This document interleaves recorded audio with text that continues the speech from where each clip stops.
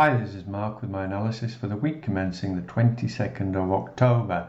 Now, on Thursday in my update video, I cautioned about a speech that Powell was making and that he might use this opportunity to affect the dollar. And I also pointed out that the speech was at 5 p.m. London time, which meant that the London traders were going to be missing.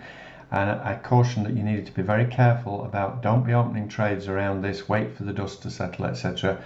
Because data is one of the things that we look at all the time for what's influencing the price of a currency. A lot of the data at the moment is nonsense because on Forex Factory, for example, it still says, for example, that core retail inflation, shall we say, CPI, being higher than expected is a good thing when it's not.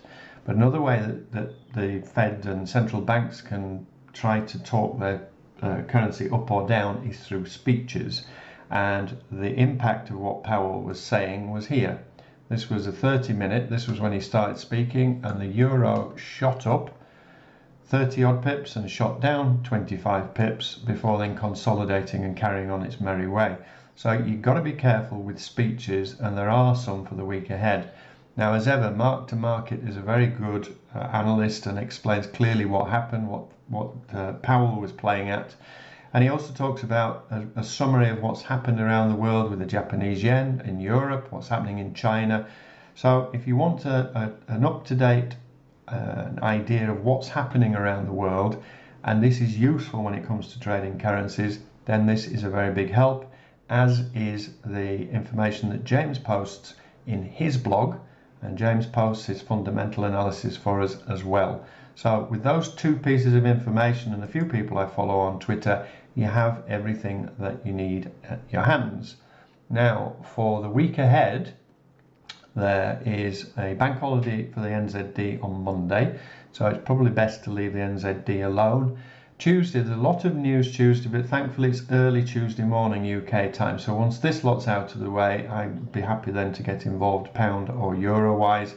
Lagarde is speaking.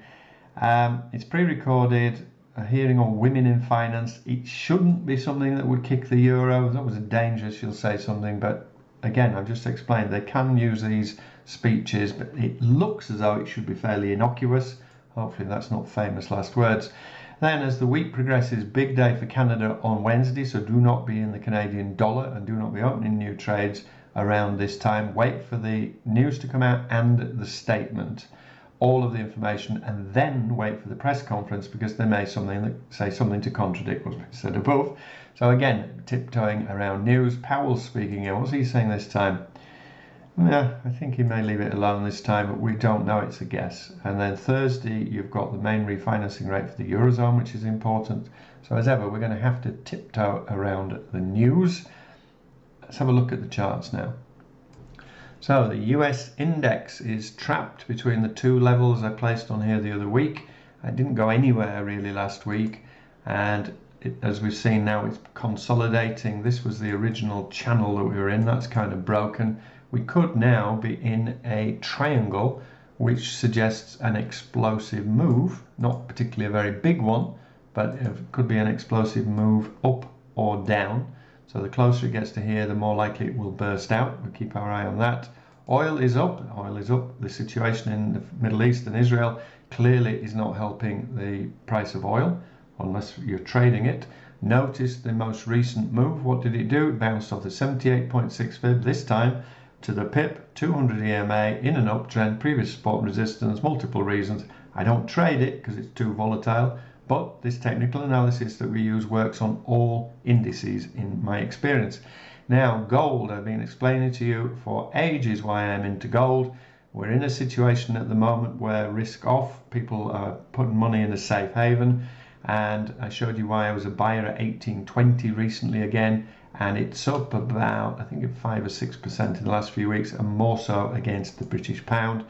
And then here for gold, again, I don't trade it, I buy the metal and I buy the miners for leverage.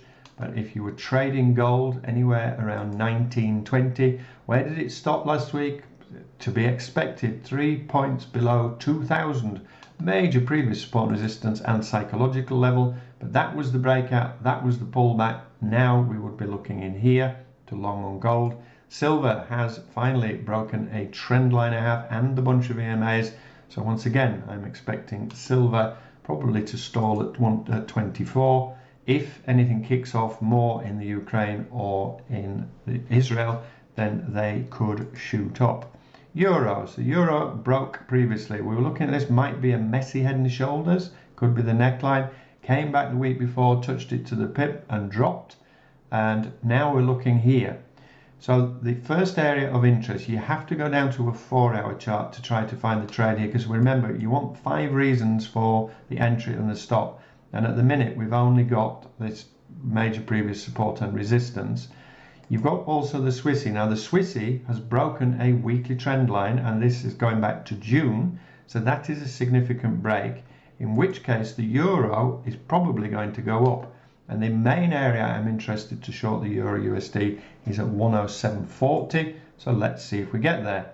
With the Swissy, if you are wanting to short this, there's 2 potential areas of interest to take this. One is here, 89.70, just below the big whole number of 90.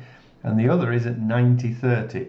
This is one of those that might be worth splitting the entry in half. Now, here stops far too far away. Here is pushing it. The more conservative one is to go for the higher entry, and you'll be looking around at say 90, and you could get away with a 70 pip stop. This could be a significant drop on this pair. USD CAD, to contradict that, you've got weakness for the USD against the Swiss franc. James is writing about this weekend. He's actually in Lucerne at the moment, I think in Switzerland, and he's explaining how in times of war the Swiss franc gains strength, and he's going to go into detail about that as well. So this is partly to do with the strength of the Swiss franc. The USD is still going up against the Canadian dollar, and finally, after a month or more, has broken this trend line, which is bullish.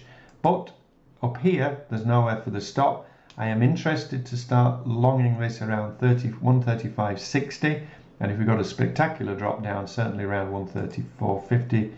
Pound, another one, its major previous support and resistance, 61.8. Right, I've got this on a weekly, and the reason I've got this on a weekly, I was trying to work out why the pound was stopping in here, because there's not anything particularly important if you take the fib off. But then when I put the fib on, this was a weekly move higher.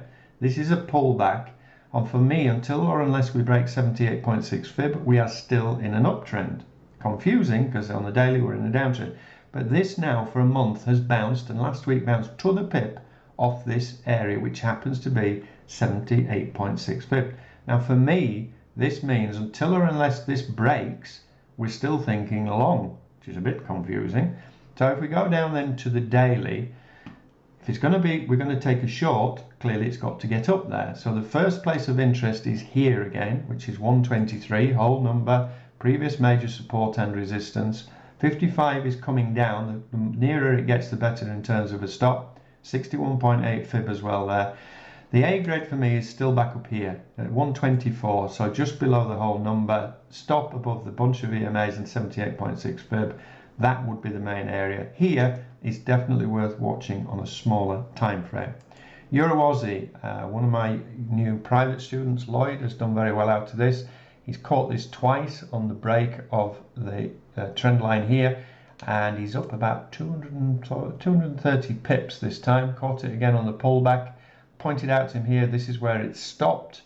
He's looking at a reverse head and shoulders pattern here. This could be the break of the neckline. But anyway, he's still in. Well done to him. Good entry. This would be the area for a potential entry if it drops down. This is the euro pound. Now, I said to you last week, wait for it to break out. Wait for it to clear here, because we wanted to avoid a fake out. It has done as I requested. Thank you very much.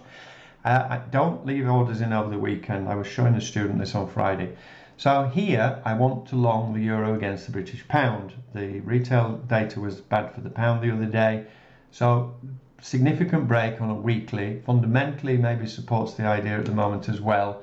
So what I was showing the student was the potential here is where you're going to put the stop. You could be aggressive and have only a 30 pip stop here, or you could go down below recent lows. Then we get near the whole number, and now we're talking about 60 pip stop. Another way to consider this is to take the trade in the same place, but have one half of the trade with the 30 pip stop and the other half with a 60 pip stop. Still only risk the usual amount. So if you're risking $100 a trade, you risk 50 on this one and 50 on that, which will affect the lot size. Here on a daily, again looking at it, multiple reasons going on here, loads and loads of reasons going on here. And I say the more conservative stop will be down here and below the whole number. But that looks a good setup. AUD also looks a good setup up here, 6640 area. We've got the 61.8 fib, previous major support and resistance, weekly 55 EMA. This is one of those as well that could well be another one to split the entry, because here the 55 EMA is at 6430 and up here 6455. So in here I would be tempted to watch this on a 4 hour if it starts to stall here, or split the order, and you could get away with a small stop here as well. And this is when I talk about going down to the 4 hour. If you look at the structure of what's been going on here, clearly this is an interesting area of previous support and resistance. Kiwi, New Zealand dollar, just said there's news on Monday, so it might go nowhere, but I would be interested to short just below 0.610. Multiple reasons for that one. Dollar yen is creeping ever closer to 150, as Mark to Market talks about in his notes. Again, the Bank of Japan will definitely be intervening in here. New Zealand CAD would need to pull that all the way back up around 82. And EURCAD has made the break. Not one of my favourite pairs, I must confess, but could be a 30 pip, maybe a 70 pip stop, but it is a significant break, and you have a bunch of EMAs for a long. Pound Aussie, talked to Ashley in the forum, not my favourite pair. Pound Swissy. Now, people last week were talking about shorting the Pound Swissy. Here, the Bank of Switzerland, Swiss Bank, will have been intervening to stop the pound getting too strong against the Swiss franc. It's now dropped. I am presuming they are intervening here, and they did this famously in 2015 and bankrupted a lot of brokers and individuals. Significant, same again here on the Euro Swissy, anticipating that they are pushing it back up here. I don't have multiple reasons for the short anyway. And a final one word of warning. I said last week, this is the Aussie New Zealand, and it did what I said. So you've got to be really careful with this pair. It tends to overreact with news. This is what it did there. That was 100 pip moved, 120 when the average is 50. But it has an annoying habit of going straight through the EMAs. And now it's sat in the middle of them. For a long here, you would be thinking breakout, pull back, go long. Yes, it makes sense, but I really don't like this pair. I say it's so many times I've seen it do this that it's just, I strongly suggest you leave it, Euro Swissy and Pound Swissy, alone. Okay, I hope that helps. I will be with you on Tuesday in the live training session, when I'll also be looking at stocks, S&P, and the markets in general. Have a great week. See you Tuesday.